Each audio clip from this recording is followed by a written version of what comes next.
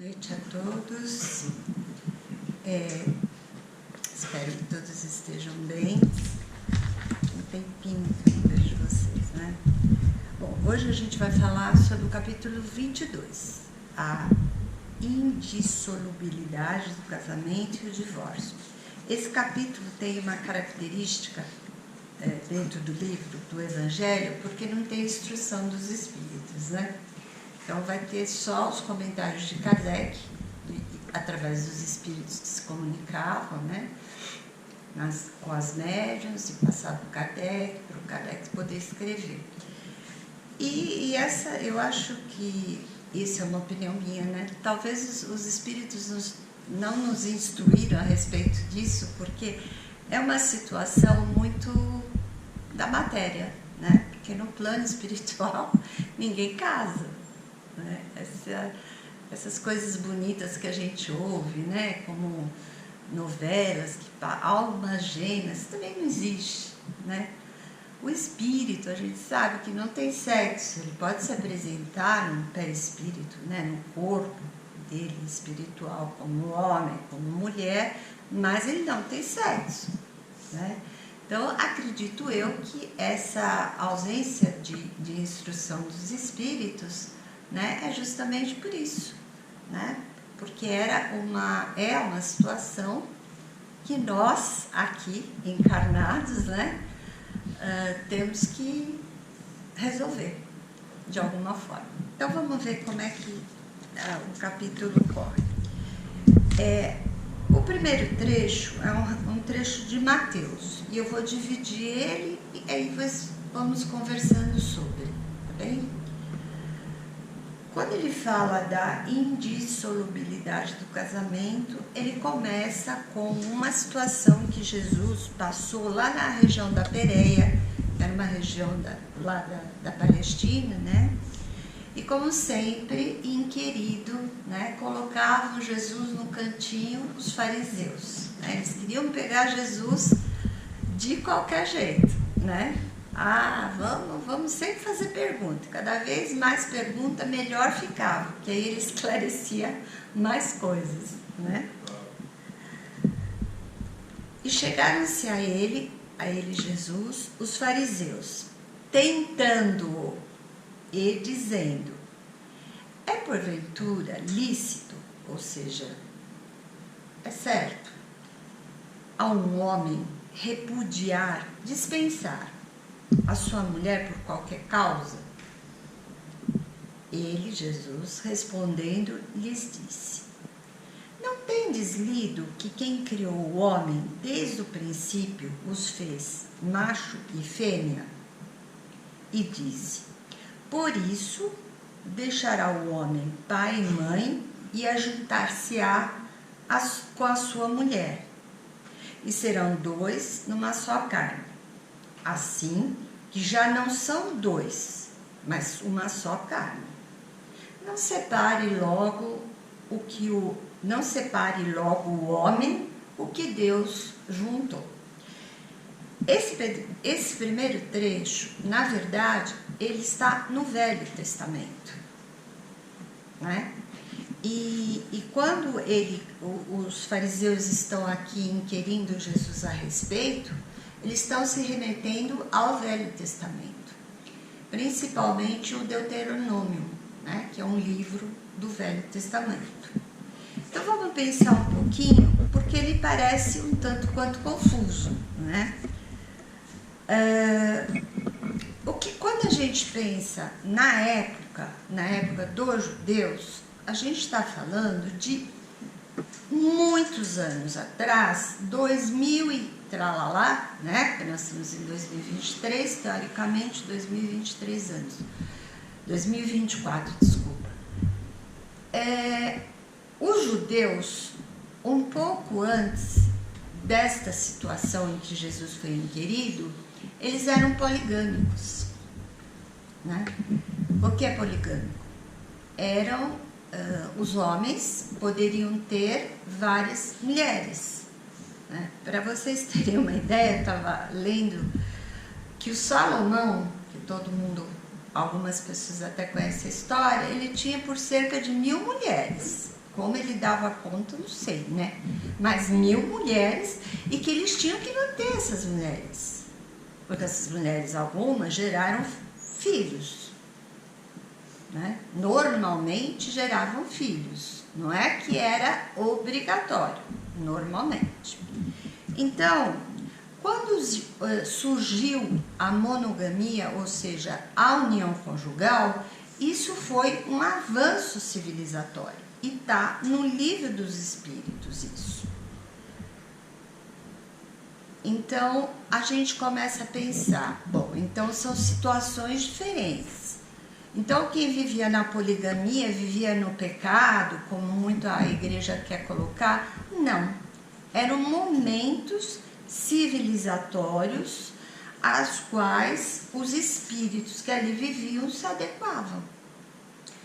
À medida que nós vamos desenvolvendo, o que vai acontecendo? Vai melhorando. Né? Agora, quando Jesus retrata nesse texto todas essas colocações que, sim, poderia se repudiar a mulher e que o homem não separasse o que Deus havia juntado, o que ele está falando exatamente? Das leis de Deus, das leis naturais. Ele está falando das leis divinas. Então, a união conjugal é uma lei, uma consequência de uma lei que é a lei do amor, que prepondera. Lembram-se que Jesus falou que a lei do amor resumia todas as outras leis. Para quem gosta de estudar, e eu acho bastante interessante o livro que fala sobre as leis, no Livro dos Espíritos, porque vem explicar todas as situações que nós vivemos. Reprodução, destruição, o amor, o progresso, o trabalho, a lei da justiça, amor e caridade. São fundamentais para o nosso conhecimento, para quando a gente tiver uma ação, saber como se pautar. Porque quando é que a gente começa a escorregar? Quando é que a gente começa a sentir que está errando? Quando a gente se afasta dessas leis. Por nossa falta de compreensão. E às vezes nem só de conhecimento. A gente conhece, mas não pratica ainda. Né? Porque nós também estamos evoluindo. Nós não somos espíritos puros, né? Espíritos da esfera celeste. Nós estamos em evolução, prova e expiação. Então, aqui no Livro dos Espíritos, na questão 625, eles falam exatamente isso, que a união conjugal, eles não falam casamento, eles falam união conjugal, e nós vamos ver a diferença. É um dos primeiros atos do progresso nas sociedades humanas, porque estabelece a solidariedade fraterna. E já já nós vamos analisar pelo que a gente conhece de casamento, que são as uniões conjugais. Né? O Emmanuel, ele coloca muito bem quando ele diz que casamento é compromisso e por isso ele gera responsabilidade. E que casamento e que união conjugal Deus permitiu aqui, através das palavras de Jesus, quando inquirido pelos fariseus, que houvesse o repúdio da mulher, a dispensa, né, da mulher, numa determinada época. Porque ele está falando aqui das leis de Deus. Então, quando uma união conjugal está pautada no amor, na afeição, no respeito, na responsabilidade, quando nós já temos uma dificuldade grande, né, de nos conhecermos, de nos autoavaliarmos, e quando a gente junta as escovinhas de dente. Nós vamos conviver com uma pessoa, um espírito encarnado como nós, né? e vamos ter que compartilhar. O compartilhamento, a fraternidade acontece nessa vivência a dois. Óbvio, cada um tem a sua vida profissional, os seus deveres dentro do casamento, porém, as decisões, os valores morais, eles têm que estar equiparados. A menor célula da sociedade, que é a família, é um ensaio imenso, grande, para que a gente possa expandir a forma de relacionar-se, porque nós somos uma família, a humanidade, que é a proposta de Deus e que Jesus deixa muito pontuado em muitas parábolas. Quando a gente fala da fraternidade, um só povo, uma só religião, a gente está falando do mundo, em comunhão, não em desacerto, não em briga, não em discórdia. Então, quando uma união está constituída pela lei do amor, o que, infelizmente, é muito raro mesmo, né? Os próprios espíritos falam isso em 1800 e alguma coisa, e estamos em 2024, e a gente sabe, a gente assiste a TV, a gente ouve das pessoas, a gente convive com casais, né? Com muitos problemas. Então, a proposta aqui é sempre aquela de dar um passinho para trás para poder dar dois à frente. Repensar, refletir, renunciar, conversar. Quando nós vamos resolver uma situação, o monólogo, ele não dá resultados. Sociólogos, filosofia, psicologia, enfim, qualquer ciência explica. Monólogo não dá resultado. Por quê? Porque só há escuta de um. Nós precisamos dialogar. Ser ativo não é ser reativo. Não é ir contra, é ouvir e se colocar. Não é botar panos quentes, é resolver. Olha o que eles falam aqui, os espíritos. Quando se tem filhos, a união conjugal e a mulher gera filhos, quem são esses filhos? São indivíduos que retornam à vida corpórea para recuperar oportunidades que se foram ao longo das existências. Então, o que eles precisam? Do pai e da mãe? Dos exemplos. Não vai nascer um bebezinho, mas ali é um espírito encarnado. Esse bebezinho não vai se desenvolvendo, ele precisa do amor, ele precisa da educação dentro da casa, do afeto. Nós não podemos e não devemos deixar a educação, não é para a escola. A escola é a instrução, não é a educação. A educação é no lar. Necessitam de pais que deem exemplos de moralidade, ao adultério aqui, né? Devotamento e equilíbrio. É fundamental que os casais entendam isso e se compenetrem dos deveres que assumiram perante Deus e perante si mesmos. Do que os espíritos estão falando? Do nosso projeto reencarnatório. Quando a gente está lá, a gente faz algumas escolhas, né? E quando nós viemos reencarnar, o que acontece? Nem sempre a gente consegue cumprir o nosso projeto por um todo. Aí é um pecado? Aí é uma... Não.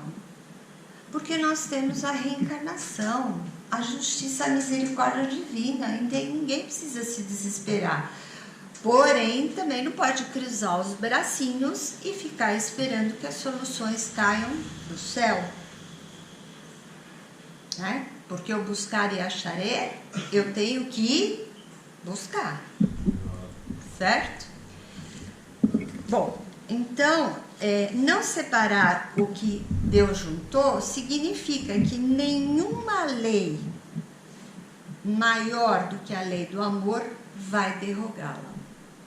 Então, aonde existe amor, é perfeito. A gente já acorda de manhã, bom dia meu sol, bom dia minha estrela. Não é isso. É que conseguiram trabalhar as suas arestas sem espetar muito ao outro, né? Minha mãe falava sempre isso, ela dizia assim, tem aresta? Dá uma lixadinha, só para o outro passar e não bater a perna. Dá uma boleadinha para ele não se machucar. Porque todos temos arestas, nós somos evolução. O casamento pode ser uma prova, algo que hoje a gente precisa aprender a lidar, ou pode ser uma expiação. Concordam? É muito para se pensar, né? Porque nós somos cada um, nós somos uma individualidade diferente. Evoluindo com aspectos diferenciados. E nós temos que fazer uma entronização desses aspectos. Colocar as nossas virtudes e os nossos erros ali. Bom, vamos ver o segundo trecho. Então, aqui, ele se referindo, quando você deixa pai e mãe, casa e está unido pela lei do amor, não vamos separar o que Deus juntou. O homem não tem esse poder. Não vai acontecer. Ele não derroga uma lei divina de jeito nenhum. Tenham filhos ou não. Isso fique claro. Assim, vamos continuar. Os fariseus não satisfeitos falaram, pois por que o Moisés deu ao homem, a sua mulher, carta de desquite e repudiá-lo? Aí Jesus respondeu, porque Moisés, pela dureza dos vossos corações, vos permitiu repudiar vossas mulheres, mas ao princípio não foi assim. O que nós estamos falando aqui? Aqui nós já estamos falando de uma época um pouco mais adiante. Quem foi Moisés? Todo mundo conhece a história, né? Do riozinho, que na cestinha, que foi achado por uma princesa, né? Aliás, ele é comentado logo no início do Evangelho como a primeira revelação. Depois vem Jesus e depois vem o Espiritismo. São marcas civilizatórias dos períodos da humanidade. E Moisés, nada é por acaso, ele era um legislador. Então, ele criou as leis civis porque elas são necessárias e próprias a um tempo, a um lugar, a um povo, e elas não são como as leis divinas e naturais, que são imutáveis, que são eternas. Elas não mudam, as leis de Deus não mudam. As leis dos homens, as leis civis, mudam sim, mas elas podem ser abolidas? Vocês acham que pode ser abolida? A gente viver num país, num planeta, numa sociedade onde não haja leis? Nós somos matéria também. Elas são necessárias para que haja ordem. E tem que ser modificada conforme o entendimento e a necessidade do progresso daquele povo. Então, no começo, o Moisés sabia que a mulher que traísse, ela era Vocês lembram de alguém que começaram a tirar as pedrinhas, né? E se Jesus não chegasse lá e falasse, quem aí pode atirar a primeira pedra? Pode começar, é aquele que não tem erros, não fez nada de mal na vida, quem aí que vai? Todo mundo foi embora. Ali é a grande lição. Não pode julgar. Nós não podemos nos julgar uns aos outros. E a gente faz isso. Então, primeiro ela lapidava. Moisés já deu uma melhorada. Por quê? Porque quem adulterava, quem cometia o adultério, ele dava a carta de desquite, que era a carta de repúdio, para garantir a essa mulher que o dote que o homem recebeu quando casou com ela voltasse às mãos dela. Porque senão, coitada, a mulher já era bem excluída porque vivia-se numa sociedade patriarcal. Como é que ela ia sobreviver? E quando tinha os filhos? Então, essa carta de repúdio a gente pode considerar como um começo de um divórcio, que é uma lei civil, né? E aí a gente começa a pensar no que na atualidade, que nós temos uma instituição que chama casamento e que está regido pelas leis civis. E normalmente os casamentos estão pautados nas leis de Deus? O que vocês acham? Não. Eles estão pautados nos interesses da matéria. As leis de Deus, eles estão falando dos interesses da alma. E as leis civis, o casamento atualmente está mais pautado no interesse, naquela paixão imediata, aquela coisa, aquele fogo, né? Quando o fogo vem alto, de repente, apaga. É o prazer imediato, é a paixão, né? A gente nem conhece, aí tem os aplicativos, a internet, isso a gente hoje daria para fazer um seminário, né? Por tantas coisas que a gente hoje poderia passar. Eles não noivam, eles não namoram. Não dá tempo para nada, é uma pressa. Dali se viu, já ficou morando junto e tal. Aí já dá briga, é família, e um pensa no outro de uma forma totalmente inversa do que quando conheceram. Parecem dois desconhecidos. Gente, fica bem claro aqui, neste capítulo e mesmo dentro da doutrina, nós não estamos falando da união conjugal homem-mulher, homem com homem, mulher com mulher. Esse é outro assunto, que também não nos cabe julgar. Mas Deus é muito claro, tem que preponderar o amor. E aí é uma situação desses outros casamentos do mesmo sexo bastante discutida no meio espírita. Hoje, graças a Deus, graças à filosofia, à psicologia, já se tem um entendimento um pouco mais sensato, né, das situações. Leiam sobre isso, que é bastante importante. Bom, quando Jesus conversa com ele, com os fariseus, eles, olha, no princípio não era assim. Por que não era assim? Porque nós fomos criados de que forma? Simples e ignorante. Aí nós fomos para as cavernas, né?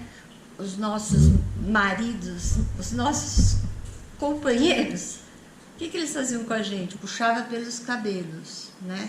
Gente, eu não queria ter vivido naquela época, porque eu adoro meu cabelo. Já pensou, puxar o meu cabelo? Era assim que as mulheres eram tratadas. Mas dava certo, não é puxando o cabelo. Eles não separavam, não. Vai saber se ele ia numa outra caverninha e não tinha outra mulher, né? Mas ele fazia por amor. Por quê? Aí eu trouxe uma palavra que no começo me pareceu meio pesada, mas depois, vendo o significado dela, encaixou muito bem. Quando nós somos pervertidos, à medida que nós vamos evoluindo usando o nosso livre-arbítrio, fazendo as nossas escolhas, é óbvio que nós vamos errar. E vem o egoísmo e o orgulho, que são as maiores chagas da humanidade. Esses vão provocar o divórcio. Quando existe uma união conjugal, prevalece essas duas chagas. E o que é perversão? Tanto no contexto religioso quanto em relação às normas e regras morais de uma sociedade, a perversão está ligada à prática extravasada da sexualidade ou do ato sexual. O que a gente tem visto? É o mais importante, parece, né? A união de corpos, não a união de almas. E assim, o divórcio vem e separa legalmente o que já estava separado. Quando se consegue chegar a um acordo. Quando não tem mais amor, não tem mais respeito, qual é a lógica de se manter juntos? Porque eles já estão separados. Os espíritos dizem que pode até chegar a um crime, como a gente tem tão frequentemente escutado, infelizmente. Então, vamos nos ligar a Deus e a Jesus e refletir realmente sobre todas essas leis de Deus e como a gente tem que trabalhar tudo isso na nossa vida. Não com ansiedade, com simplicidade, com carinho, sem autopunição e com muita certeza de que o Mestre está sempre ao nosso lado, nosso amigo espiritual, sempre ali. Então agora nós vamos nos unir em pensamentos e sentimentos, já agradecidos à presença do mentor que virá através da Anália. Seja bem-vindo, querido amigo do plano espiritual.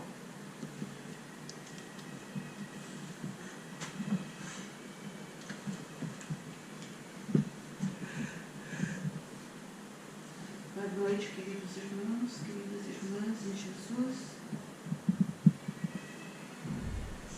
Agradecidos que estamos por este momento, por esse encontro fraterno, por tudo que nos foi proporcionado, agradecendo essa doutrina maravilhosa que está sempre nos orientando e colocando à nossa disposição os ensinamentos necessários para que possamos vivenciar uma vida digna, uma vida de união, uma vida de fé, uma vida de esperança. Graças a essa doutrina maravilhosa, a doutrina dos Espíritos, estamos aqui neste momento, lembrando sempre que Deus é amor, que Deus não julga nem condena, Ele nos ama e está em nós, em nosso espírito, a abertura para julgarmos o que estamos fazendo, o que fizemos e nos colocarmos sempre em alerta para que erremos menos, lembrando sempre que ser espírita não é virar santo, não é santo, é apenas aprender a conviver fraternalmente, em grupo, na família, no trabalho, com os vizinhos. A união de que o Evangelho desta noite tratou, ela é muito mais do que nós podemos imaginar.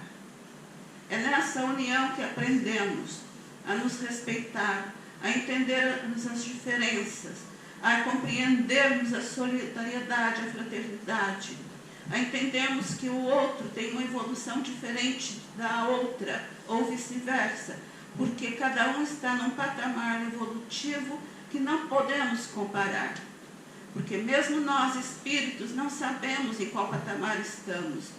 Mesmo tendo passado por outras encarnações, por outros aprendizados, nós não conseguimos qualificar o que aprendemos, que nos serviu, mas agora, a partir da doutrina dos Espíritos, nós já sabemos que a toda ação corresponde uma reação e que a fraternidade, é o que mais falta no planeta Terra, depende também de cada um de nós. Não é da coletividade. Essa fraternidade depende de cada um de nós. Não julgar, não condenar, não culpar um casal que se separa. Não julgar um casal que abandonou seus filhos à própria sorte. Não julgar nem condenar aquele casamento que parecia maravilhoso e que se dissolveu. Não nos cabe julgar.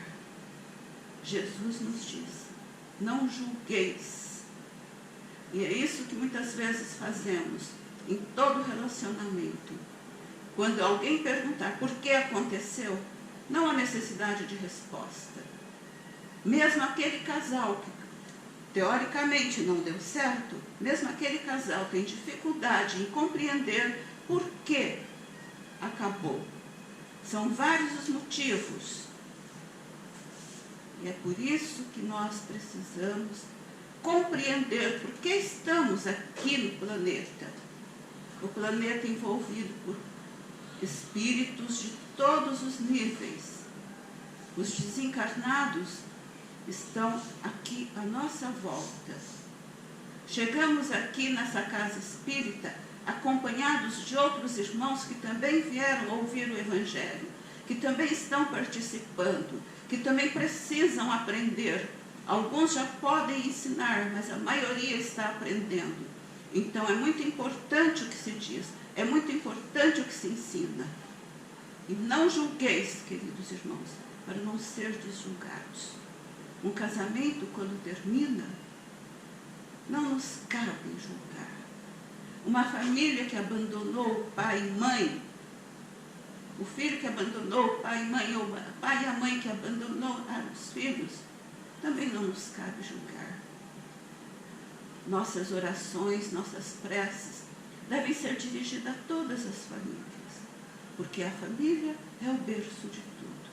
É na família que nós encontramos o colo da mãe, o amor do pai, o alimento fraterno, o alimento do corpo e do filho e do espírito. É essa família que precisamos preservar. Mesmo estando separados, o amor tem que prevalecer. O respeito tem que prevalecer.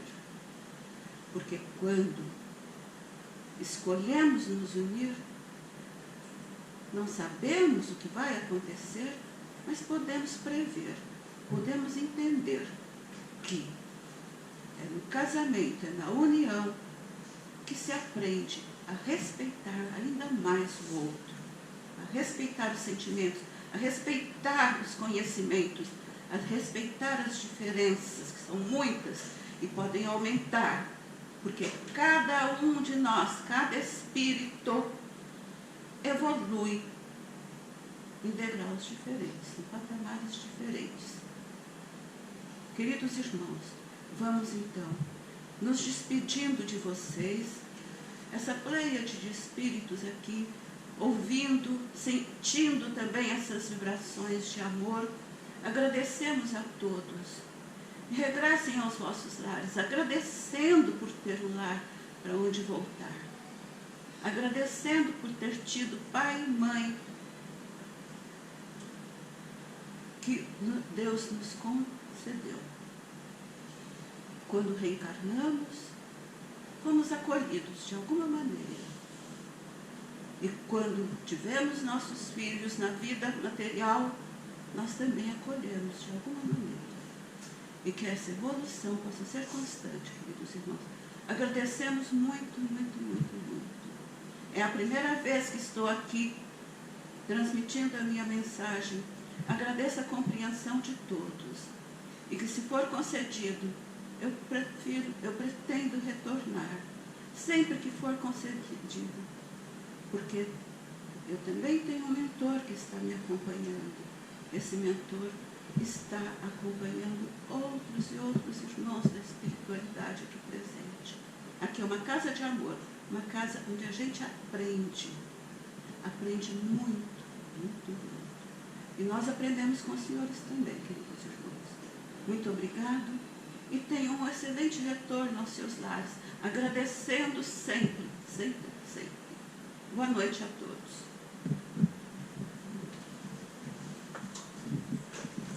Então vamos envolver esse irmão espiritual em afeto e gratidão e que ele possa realmente, como assim disse, retornar à nossa casa, porque será sempre bem-vindo. Assim, vamos finalizando o Evangelho da noite, vibrando com os nossos melhores sentimentos: amor, compreensão, fraternidade, carinho, afeto, compreensão,